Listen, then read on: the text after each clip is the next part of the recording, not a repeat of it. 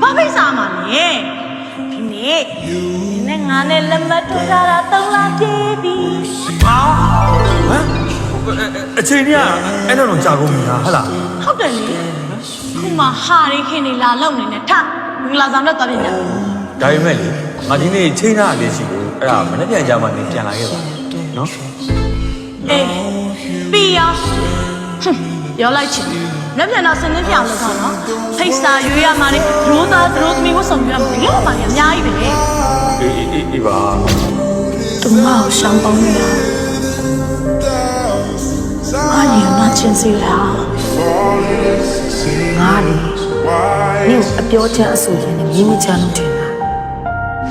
ဒီနေ့ချစ်တတ်တာ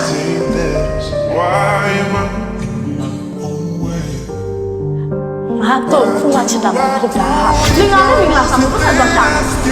ဟာနေထမင်းမစားသေးဘူးဆိုတော့ငါပေးလိုက်တဲ့ပတ်သက်တဲ့တရားနင်တို့ညလက်ထပ်ဖို့အတွက်အရင်သိချင်နေတာပါဟုတ်လားဟမ်ဟာပါတက်နိုင်မှာမို့လို့လေဟာဒီလိုကိုချစ်တဲ့ဆို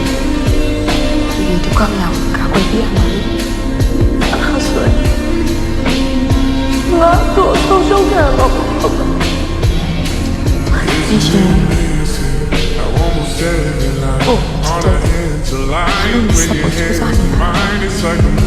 Lady is a good one. I shall like Bobby.